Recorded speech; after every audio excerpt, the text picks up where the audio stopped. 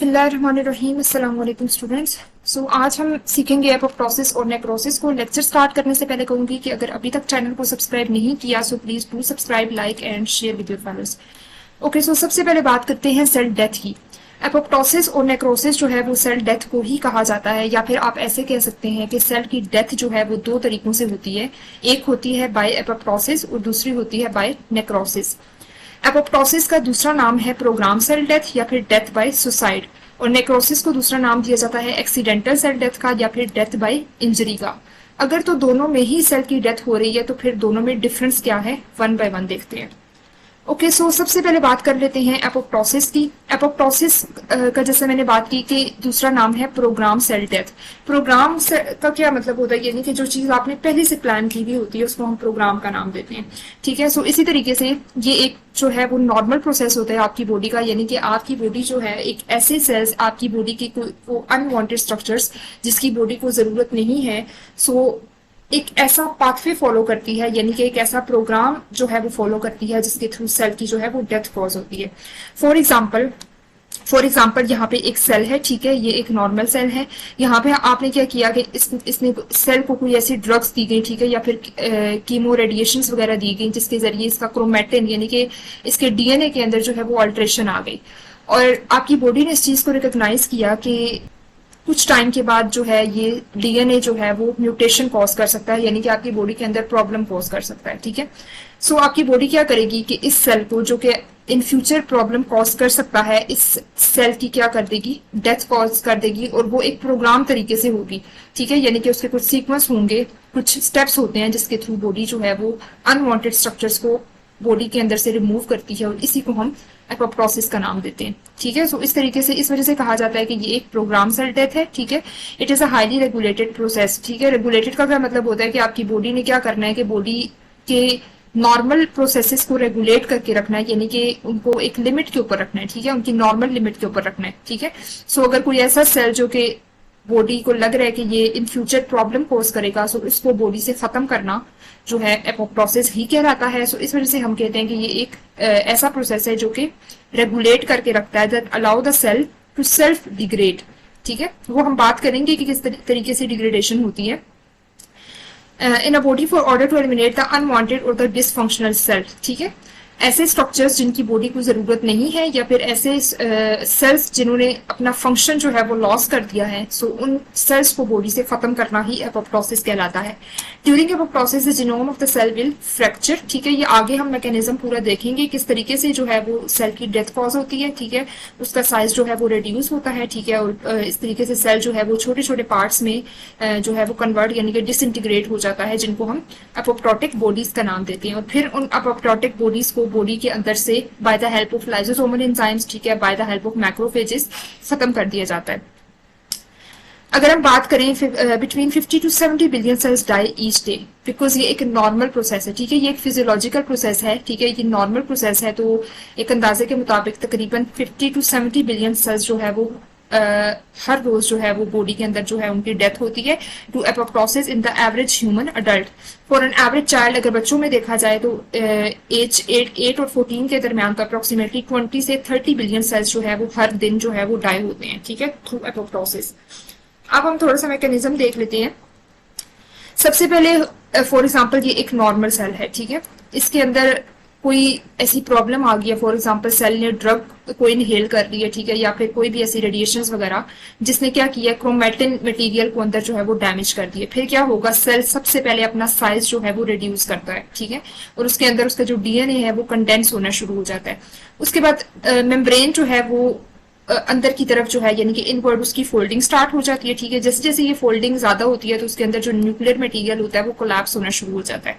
ठीक है, और इसके बाद जो नेक्स्ट स्टेप होता है वो होती है एपोप्टोटिक बॉडी की फॉर्मेशन, यानी कि ये सेल जो है वो डिसइंटीग्रेट हो जाता है छोटे छोटे पीसेस के अंदर, और उन्हीं पीसेस को हम एपोप्टोटिक बॉडीज का नाम देते हैं।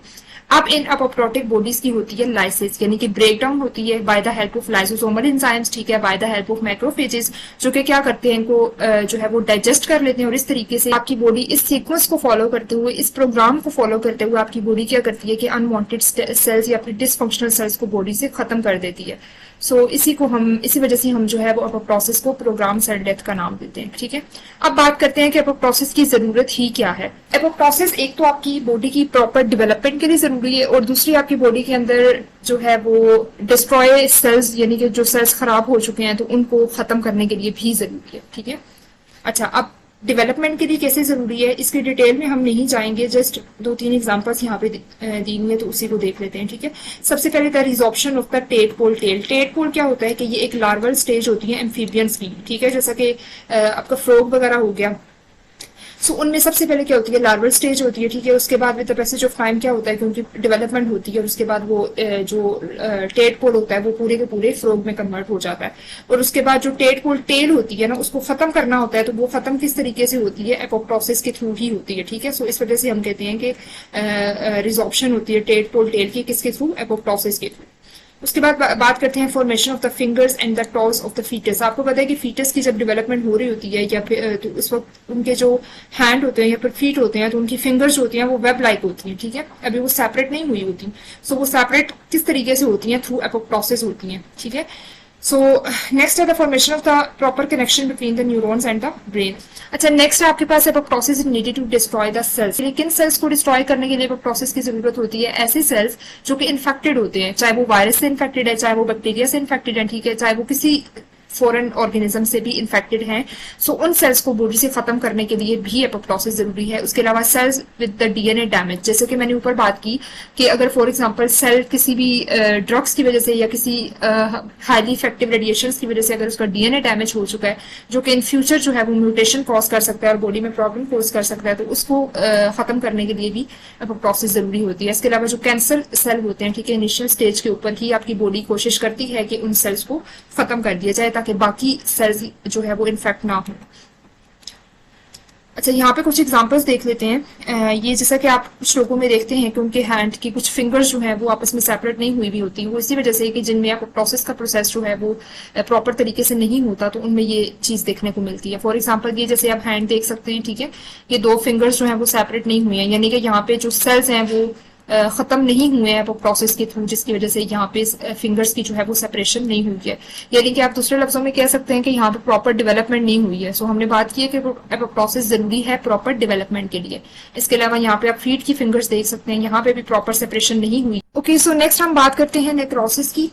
याद रखें कि एपोप्टोसिस आपके पास फिजियोलॉजिकल चेंज होता है, ठीक है, और नेक्रोसिस आपके पास पैथोलॉजिकल चेंज होता है। पैथोलॉजी किसको बोलते हैं, स्टडी ऑफ डिजीज को, यानी कि वो डिजीज किसी इन्फेक्शन की वजह से भी हो सकती है, ठीक है, किसी ट्रॉमा की वजह से, किसी इंजरी की वजह से हो सकती है, ठीक है। सो पैथोलॉजिकल चेंज का क्या मतलब है कि उसी डिजीज, इन्फेक्शन या ट्रॉमा या इंजरी की वजह से अगर बॉडी में कुछ चेंज आया तो उसको हम पैथोलॉजिकल चेंज का नाम देते हैं। सो नेक्रोसिस हम बोलते हैं कि अगर आपकी किसी डिजीज की वजह से, ठीक है, किसी इंजरी की वजह से, किसी इन्फेक्शन की वजह से या किसी भी डैमेज की वजह से अगर सेल या टिश्यू की डेथ होती है तो उसको हम नेक्रोसिस का नाम देते हैं, ठीक है। इसको हम प्री मैच्योर डेथ का नाम भी देते हैं। प्री मैच्योर डेथ का ये मतलब है कि अभी उसकी डेथ का टाइम नहीं था, यानी कि वक्त से पहले डेथ हो जाना, इसको हम प्री मैच्योर डेथ का नाम देते हैं, ठीक है। इसी वजह से हम नेक्रोसिस को एक्सीडेंटल सेल डेथ का नाम भी देते हैं। So it occurs when a too little, अच्छा, अब सेल की ट्रॉमा हो गया, इंजरी हो गई, ठीक है, लेकिन वहां पे सेल की डेथ क्यों हुई है, बेसिकली वहां पे जब आपकी ब्लड सप्लाई जो है वो लो हो जाती है या कम हो जाती है तो उस वजह से फिर सेल की वहां पे डेथ होना शुरू हो जाती है, ठीक है। और जहां पे ब्लड सप्लाई वो इंजरी वाली जगह पे कम होती है तो उस कंडीशन को हम हाइपोक्सिया का नाम भी देते हैं। हाइपोक्सिया का मतलब होता है कि लो ऑक्सीजन की सप्लाई, ठीक है, ऑक्सीजन वहां पे ओबियसली वहां पे ब्लड सप्लाई कम जा रही है तो ऑक्सीजन की डिलीवरी भी वहां पे कम होती है। So it occurs when the too little blood flows to the tissue. अगर कोई इंजरी हो गई है तो उस साइड ऑफ द इंजरी पे, साइड ऑफ द इन्फेक्शन पे अगर आपका ब्लड जो है वो प्रॉपरली सप्लाई नहीं हो रहा, सो वहां पे सेल की डेथ होना शुरू हो जाती है। Necrosis is the death of the cells in the living tissue caused by the external factors, ठीक है। ये आपकी बॉडी का प्रोसेस नहीं है बल्कि किसी एक्सटर्नल फैक्टर्स की वजह से ये डेथ हुई है। और एक्सटर्नल फैक्टर क्या हो सकता है, इन्फेक्शन भी हो सकता है, ठीक है, ट्रॉमा भी हो सकता है, या फिर कोई ऐसे टॉक्सिन्स जो कि आपकी बॉडी में एंटर हो चुके हैं और जिन्होंने जाके सेल को डैमेज करना शुरू कर दिया, ठीक है। नेक्रोसिस क्या है, ये एक पैटर्न है सेल डेथ का that occur in response to the, जो कि इंजरी के अगेंस्ट जो है वो जनरेट होता है वो इंजरी।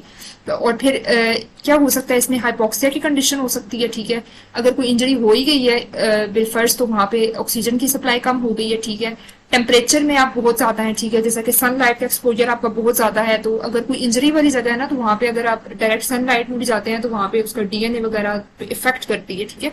सो हाई टेम्परेचर भी इसकी वजह हो सकती है, या टॉक्सिन्स हो सकते हैं, या कोई भी फिजिकल ट्रॉमा हो सकता है, एंड इन्फेक्शन हो सकते हैं। वो इन्फेक्शन जो कि किसकी वजह से हुए हैं, वायरसेस की वजह से हुए हैं, ठीक है। इसके अलावा जो नेक्रोसिस होती है ये एक इरिवर्सिबल प्रोसेस है। इरिवर्सिबल का ये मतलब है कि अगर एक दफा सेल की डेथ हो चुकी है तो सेल को हम दोबारा जो है वो लाइव नहीं कर सकते, ठीक है। सेल को हम दोबारा उसकी इनिशियल स्टेज पे लेकर नहीं जा सकते। So injury of the cell is said to be the irreversible if it kills the cell. अगर एक दफा उस इंजरी की वजह से वहां पे सेल खत्म हो चुका है तो अगेन वो अपनी नॉर्मल सिचुएशन पे वो नहीं आएगा। इसके अलावा necrosis is the form of a cell injury which results in the premature. मैंने आपको बताया कि ये वो वाली डेथ है जिसका अभी टाइम नहीं था, यानी कि सेल की एक्सीडेंटल सेल डेथ हुई है, ठीक है, यानी कि वक्त से पहले डेथ हो चुकी है, तो इसको हम प्रीमेच्योर डेथ का नाम भी देते हैं।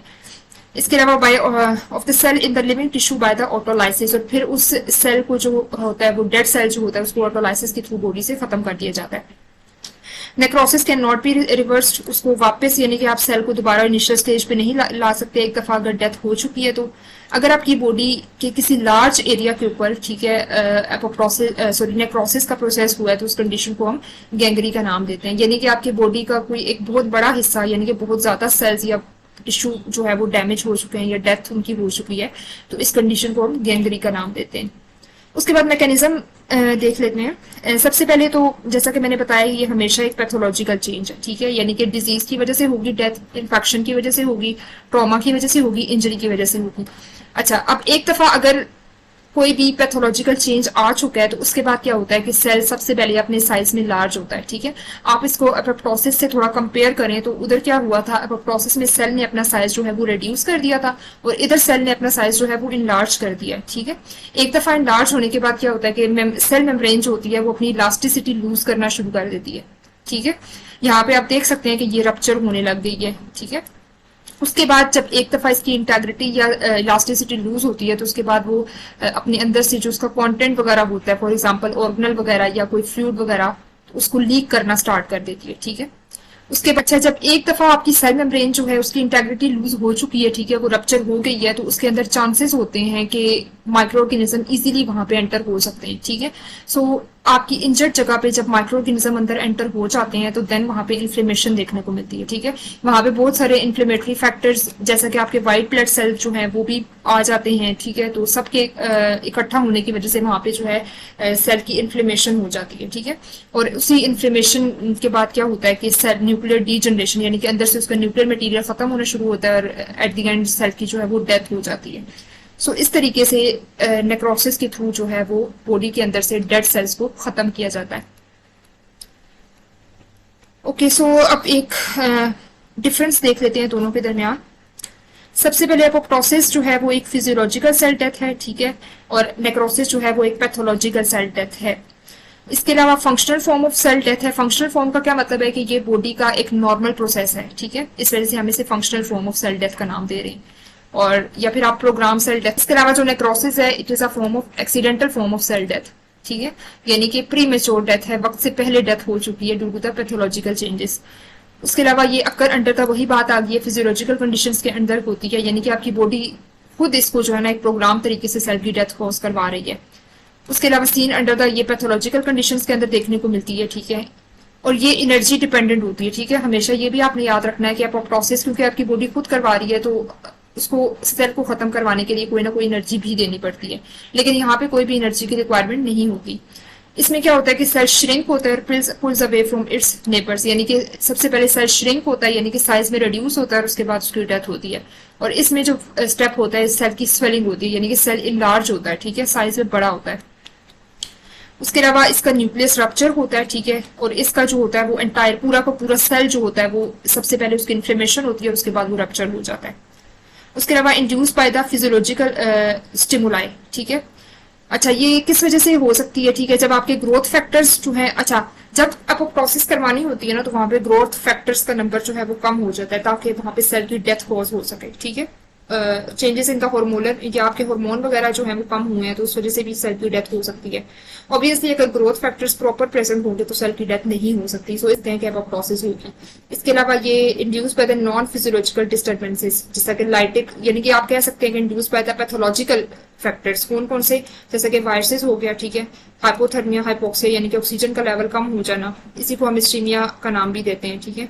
मेटाबॉलिक पॉइजन्स वगैरह यानी कि टॉक्सिन्स अंदर से, इसी को हम पैथोलॉजिकल चेंजेस का नाम देते हैं, ठीक है। और इसमें आपको कोई भी इन्फ्लेमेशन देखने को नहीं मिलती, जबकि नेक्रोसिस में आपको इन्फ्लेमेशन देखने को मिलती है, ठीक है। सो उम्मीद करती हूँ कि आज का लेक्चर आपके लिए